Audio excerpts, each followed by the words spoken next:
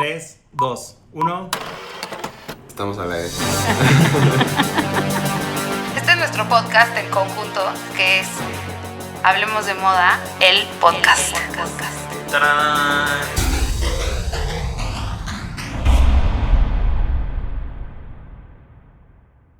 5, 6, 7, 8. Deberían de ver cómo bailó Jordi para empezar este podcast. Porque es viernes y es un programa especial. Y hablemos y no estamos de... crudos. A ver. Y es Mentira. Hablemos de Moda, el podcast. Y vamos a platicar sobre Instagram, nuestra red social favorita. Y es bueno, nuestro por lo menos la primer mía. episodio en Spanglish. Mira, ya Raúl. We're so happy to tenerte aquí, Clau. Oigan, a ver, ¿qué fue lo primero que subieron a Instagram? ¿De qué se acuerdan? Yo una foto que les acabo de enseñar. Unas cosas horrendas. Es que qué feo era mi Instagram. O sea, bajar ese feed duele. Y todos nos sentíamos súper artistas con el filtro, la foto.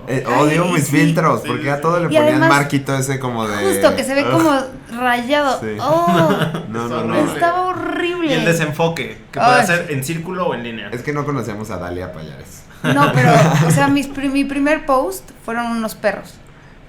Los perros de mi hermana peleándose. Mi primer post es un Qué helado oso. de Roxy. ¡Ay, ya! ¡Qué ¿Y el rico! tuyo? Y el Menta mío chocolate. es yo en total denim con una cara regordeta. Pero ya sé, bastante regordeta. Pensé que había sido ahorita, Yor. Pensé que era la de ayer. No al body shaming. ¿Saben lo que me hicieron estas dos personas cuando empezó este podcast? Les dije, ay, qué joven estaba cuando empezó Instagram, y les enseño una foto y los dos, sí. O sea, nunca me dijeron. No se me ve nada. O sea, es como si te ves muy joven porque no te ves. No. Oigan, bueno, Instagram tiene 9 años en el in the market. Sí, es ya es que sí es muchísimo. mucho, güey. Y cómo ha cambiado nuestra vida. Ha cambiado cañón nuestra vida, y ahí te das cuenta cómo ha cambiado tu vida. Y además te das cuenta cómo han cambiado tus gustos. Las cosas que posteabas antes nunca las postearías ahorita. Claro, yo ahorita vi y tengo muchísimas fotos de revistas de moda de que quería eso, ya sabes, que era como el obsesionado con las revistas de moda. Sí. Y no específicamente con él, nada más quiero que lo No, sepan. no tiene ni un post de él. No tiene ni un solo post de él, entonces borra tu feed. Es honesto. Pero bueno, No, sí, pero te das cuenta cómo pasa la vida en Instagram. Qué fuerte. A mí me dolió. qué señores fuimos. Y cómo ha cambiado. Cómo se ve el tiempo. Y cómo ha cambiado el negocio también. Sí. Que eso es lo muy, muy padre. De que ahora es parte del negocio, más bien. Claro, y también ves cómo se ha ido como... O sea, sí, ya veo posts de desfiles que de hace 9 años y ya digo, ay, güey, Qué ya diferencia. pasaron 9 años. Ahí es donde Ya se llovió. nota, ¿no? Como por la luz del desfile. No sé, como que ahora sí se hacen los desfiles para Instagram. Sí, me no, queda y clarísimo.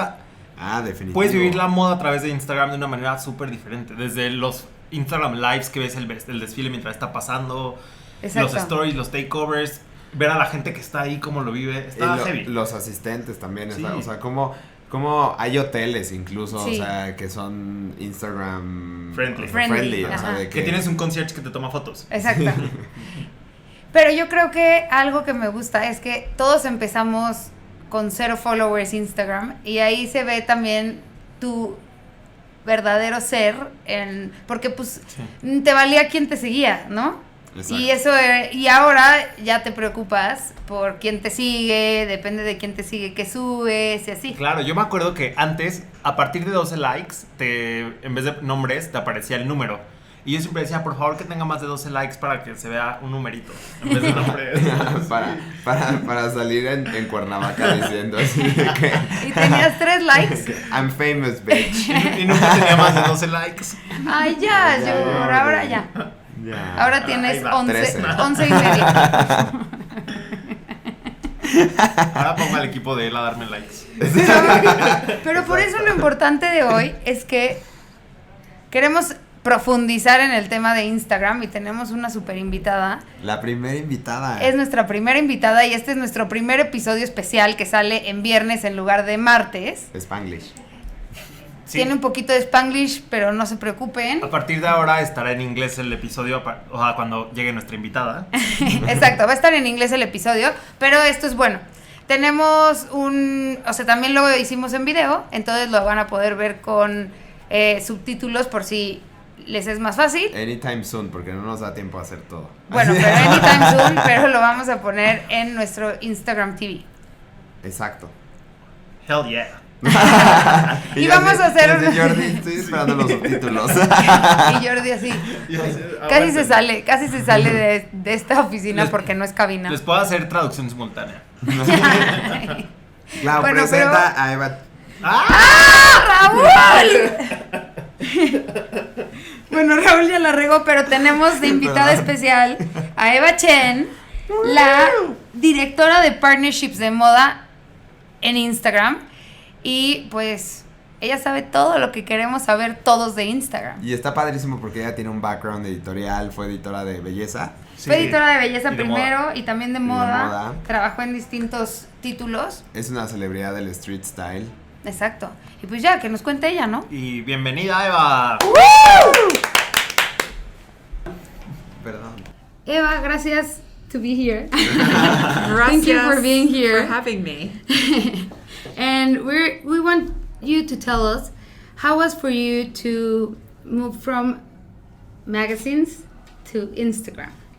So when I was a magazine editor, I used to love social media.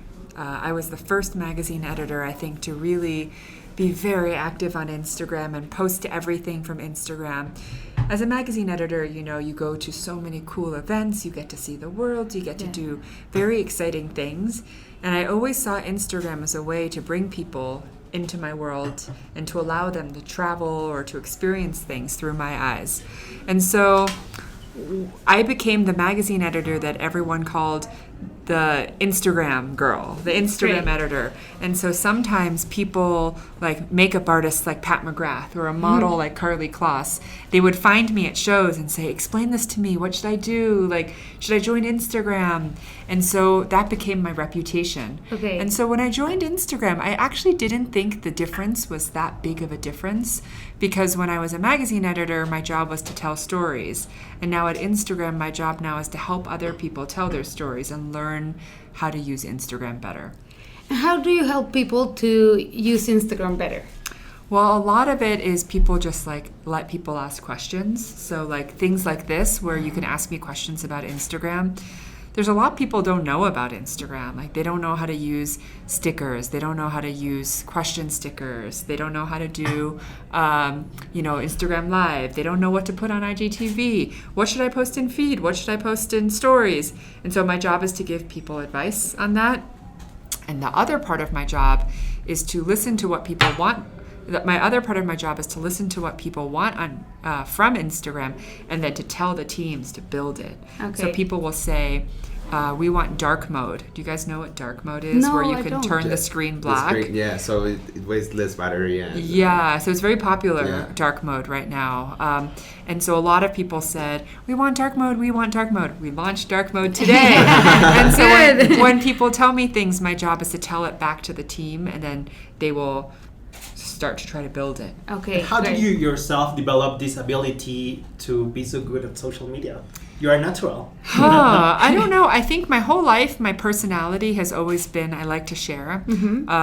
And so, 20 years ago, before Instagram existed, before Twitter existed, I always liked to tell people, the things I know. And I think that's something that a lot of magazine editors have in common. Like your beauty editor at Elle, for instance. She learns things from dermatologists or from makeup artists, and her job is to teach people how to do it and help people feel strong enough and confident enough to try it. And so I always just like to share. And so also I think I feel very not self-conscious. Like, Okay, I think- you're natural. Yeah, I'm kind of like, when people are like, oh, I don't know, should I post this, should I do it? I'm like, Do it. Do it. It's like Instagram. It's not like, brain surgery. So it's like just have fun with it. I think people overthink it very much, or they try to make their Instagram something they're not. They try to make it very fancy or very formal, or like they only go to parties, or they only do this, or they're very, very artistic. And it's like, just be yourself. I think that's the biggest lesson that people need to learn with time, whether it's on Instagram or off Instagram. It's just to feel comfortable with yourself. And who do you admire with this? Like who do you follow that you look up to, or do you like their content? I like Chrissy Teigen a lot. Okay. Is she popular here in Mexico? Not that much. Not no? much, but I love her too. I'm like obsessed She's with great. her. She's so funny. I want to be like best friends with her. Chrissy, I want to be friends with you. She's going to be like, oh my God, creepy. I hope she listens to our podcast. That would be great. And like Instagram story about it. She's very unself-conscious, and she'll post, like her cooking. She posts her babies. She's just very natural. And I think that more people can learn to be more natural. Do you know the actress Diane Keaton? Yes, Yes. I Oh my love God. her on Instagram. She's so good on Yeah. Instagram. So she's not, I don't want to say she's not the Instagram generation, because that sounds like strange. Yeah. But she's like, she's not 20. She's not like 15. She's not 30. But she's really good on Instagram because she's very authentic, and she writes in all capitals. Yeah. And she'll like talk about her outfit. And when she's excited about something, she's like very excited, and she shows her passion. And so that's always my message too, is like, if you are a hairstylist but you're passionate about cooking, share your passion. Like, don't feel like you should only show one side of yourself. I like that. And how is the day in Eva's life? Every day. Today in Mexico, the team has me very busy.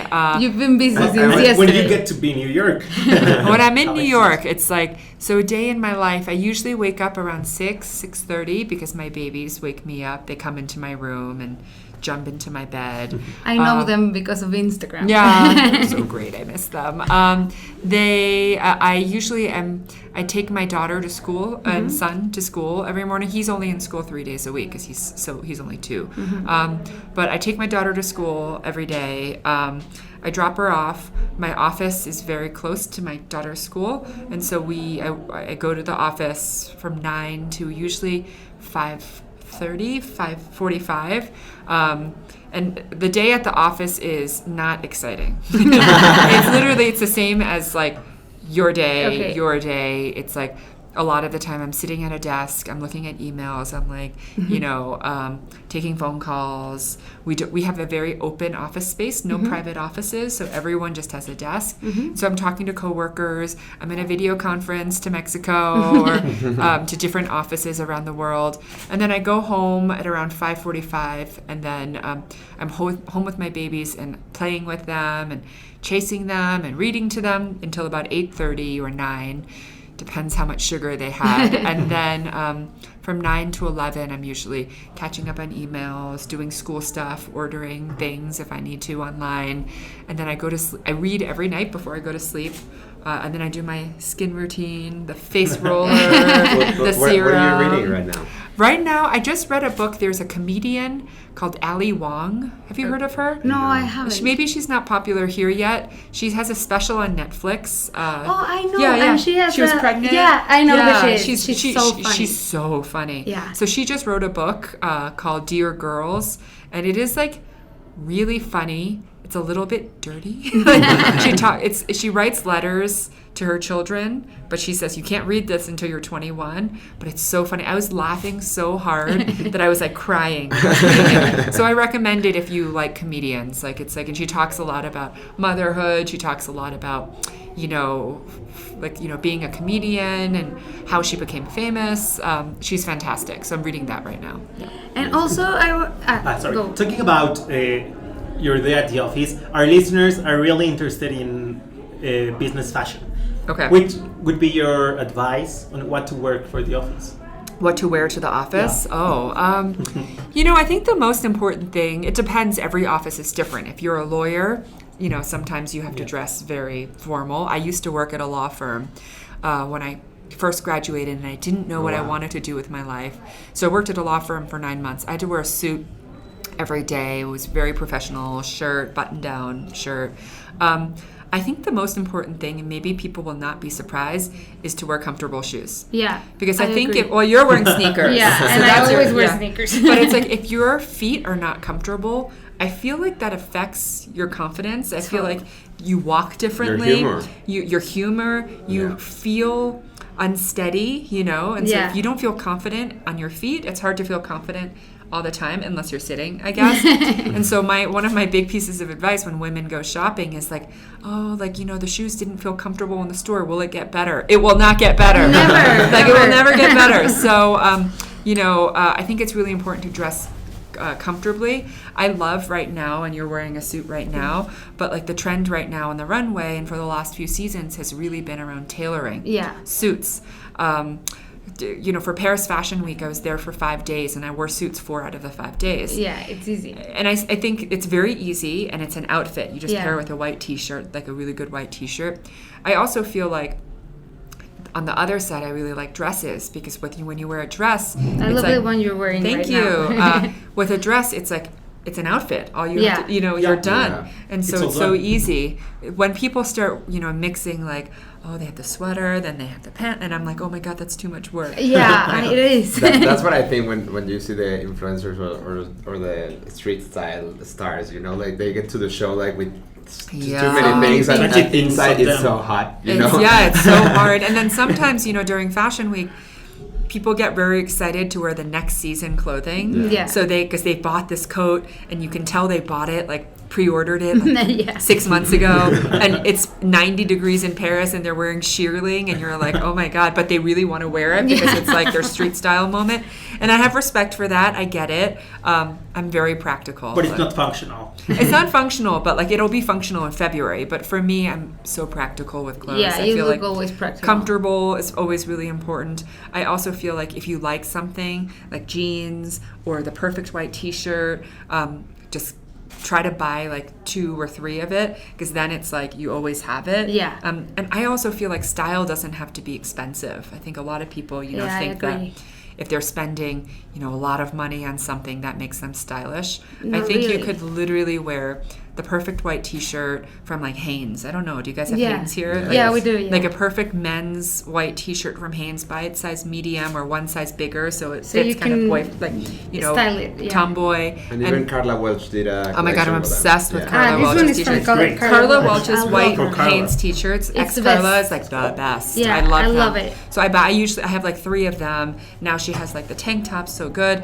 And then so I think like if you have a great white t-shirt, a pair of jeans, like, and they fit you really well, you will, like, I think that's like real style. Yeah, I agree. Everybody wants to have a lot of followers. Mm-hmm. What would you recommend for anybody to get better on followers? So I think that people often chase followers, like they feel like it's like the more followers, the better. I think the first step is remembering that you have to treat the followers you have, even if you only have 10,000 followers, you have to treat those followers well. We keep going? Yeah. I will readjust too. Like, because even if you only have 1,000 followers, 10,000 followers, like, you know, 50,000 followers, it has to start with your relationship with those followers. So instead of trying to get to 100,000 or 500,000, first have a conversation and a friendship with those first followers. And as you deepen your relationship with those followers, more followers will come. Okay. So try not to obsess over the number. It's so much more important about having a strong relationship, I think. So interaction would be like interaction. And I think real engagement. And real engagement. It's something that you see, like, I mean, Kim Kardashian, I hope she doesn't get mad. I don't follow her. But in the beginning, when she joined, she used to comment back and like say thank you, and people got really excited because they saw that she was engaging with them. Pat McGrath engages a lot back with followers, which you see, responds. And that gets people really excited, and it gets more people to follow because they feel like it's a human doing the Instagram. So I think that's really important. And it's so much better to have a really strong following. Like, I talk to a lot of young designers, and they're like, how can I compete with a designer who has like 10 million followers? Well, the designer with 10 million followers like they might not have the most engaged followers. People are just following them for the brand. But you, when they're following you for you. They want to see your style. They want to see what you're doing. They want to see your trip to Mexico City. Like show them what it means to be like a designer who's working and who's like trying to make it. And I always have a much more strong emotional response to designers like that. You said you were 5 days in Paris Fashion Week. Which was your favorite show? Oh, I thought Valentina was really beautiful. Valentina was beautiful. Yeah, like Valentina was beautiful because the clothes felt very light and kind of like there was like humor and lightness to it, but each piece was so beautiful. Oh my god! Like I would wear every single thing. We're obsessed with oh my god, so good. That was beautiful. Who else? McQueen was really good, I thought. McQueen was amazing. Gorgeous. Like I think the most important thing about fashion is that for like, you know, like Paris Fashion Week or couture, it's like you don't have to like be able to buy the clothes, but you should, it's like art. Like even if you don't understand it, it should make you feel something. Yeah. So like Balenciaga's show in Paris, like I didn't understand it, all of it, you know. It's like super cool, and I was like, wow, that dress looks like a belle, very cool. Or like the big jackets. I'm sure there was like a lot of like cultural references in it. Did I understand all of it? No, but did I feel something? Yes. You know, and so that's how I felt with Raf at Calvin Klein too. When Raf Simons was at Calvin Klein, it's like it was really smart fashion. I did not understand. I was like, you know, there's probably like 10 sort of like artist references, and there's like cultural revolution moment. I don't know. It's just like all so artistic. I didn't understand the clothes always, but I felt something, and I think that's very important. And as for street style, which is the city that you enjoy the most? Street style, the city I enjoy the most, probably London. Yeah. Because I think people in London, like it's a little bit more like edgy sometimes. Yeah. They wear like Doc Marten boots. More free. Yeah. More free. They wear like weird, great things. They'll wear like, okay. Oh, sorry. It's okay. They'll wear like experimental. Perdón. No, it's okay. They'll wear experimental designers like Molly Goddard, you know, or Ashish, or Simone Rocha. Simone Rocha was so beautiful. I love that show. It was amazing. Yeah. And every piece of the collection is beautiful. So beautiful. Richard Quinn, I thought, was very good too. But like, you know, people in London tend to be a little bit more free, and they'll wear things. And they wear young designers. And I love supporting young designers. Yeah, we do too. Great. Yeah. And they also, in London, they're free, and they are also like true to themselves. No, don't you think? Sometimes in Paris and Milan, people is trying too hard. I think in Paris and Milan, sometimes it can feel like people, the streets are like a runway show. Yeah. So it's quite produced what people wear. But I always like it when people wear, like when they mix and match, like high end, low end. Yeah. When you can tell they styled themselves. Like I just feel like I'm very inspired by people who have strong personal style. Like I love, like, I don't know if she's popular here, but Man Repeller. Yeah, we love her. Leandra Medine. I love her style. She's so original. And even though I can't wear 90% of the things she wears, like I will take pieces and I'll say like, oh, like I never thought of styling something this way. And I think it's the same with editorial. Like when I worked in magazines, I never really liked doing like full looks head to toe. I always would rather someone wear something from Dior with a pair of Levi's jeans. Yeah, totally. Like I just think it shows that, you know, style so much more. Even though, of course, like a head-to-toe Dior look is fun too. Yeah. Good. We always finish with a favorite of us. Okay. And so tell us your favorite thing about Mexico. Well, the food is insane here. I am going to go home to New York probably at least 10 pounds heavier. You don't seem 10 I've pounds only heavier. been here 36 hours, and I've had 9 tacos, which is not like that much when you think about it. I saw your post when you were in 6. Yeah, I was at 6. I had 3 because I had 3 breakfast tacos. Wow. Yeah, Good. and then we had Japanese for lunch, but then I'll have probably like 2 or 3 more for dinner. I want to eat it's just so delicious. It is delicious. I wish I had time because I really love when you go to a city and you eat from the streets. That sounds kind of weird, but do you know what I mean? Yeah, Yes, yeah, of we course. totally. Yeah, like I feel like because I grew up going to Taiwan growing up, and Taiwan is all about street food. So you can go to restaurants, but like the best food in Taiwan is when it's nighttime, it's 10 p.m. and they have these little streets with just street carts. And I heard that Mexico City has like a lot of really good tacos. Yeah. Yeah. I just like I don't Please have do time. come back and we'll take you for I want to tacos. come back because I think that it's so close to New York, and then Yeah. I didn't get to see a lot of the things that like the Frida Kahlo, We can her home. we can take you to every place that you have to know, and we can do the taco route. Taco round. Okay. We're only 4 I'll- hours away. Yeah, I'm gonna go home. I'm gonna exercise. I will lose all my taco weight. I'll feel good again, and then we're I'm gonna here for come you. back, and you're gonna like taco me up again. Yeah, That we'll sounds taco you wonderful. since the most fancy taco and to the streets. I'm not gonna like the fancy taco. Like I Maybe like you do. real. Like I don't like when sometimes when you get food and there's foam on it. Yeah. And they're It's like, just weird. It's and just- they take a taco and they blend it and they like whip it and then they make it into a little tart. I'm like, just give me the taco. I want the flour tortilla. I want the habanero sauce. So yeah, You I like really love. habanero? Yeah, I love habanero. Wow. Yeah, I like spicy. It isn't too Yeah. spicy for you? No, I'm Chinese. I can do it. Yeah, you can do it, but Yeah. the spice is different, no? Don't The you feel? spice is different. Yeah. But I can feel it sometimes when my nose is blocked, I have some habanero sauce and I'm like, I feel it. I feel better. But also the other thing I did not realize about Mexico City is that it's so high Yeah, up. it is. And so I feel like it takes my body is, maybe I'm too old, but it's like I have to adjust to the, No, yeah, everybody No, has yeah, to it's- adjust. yeah. We difficult. don't because we have You been live here. living here forever, but Yeah. yeah, people that comes to Mexico has to adjust to Yeah. the high. So thank you for being with Thank us you for today. being- You're Thank you. actually the first invited to our podcast.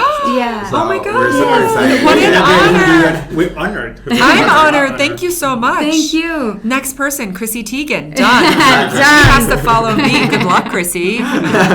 So Thank you so much, Eva. Enjoy It was so Mexico. nice to have you. Gracias. Bye. Todos los martes en Spotify. Hablemos de moda, el podcast.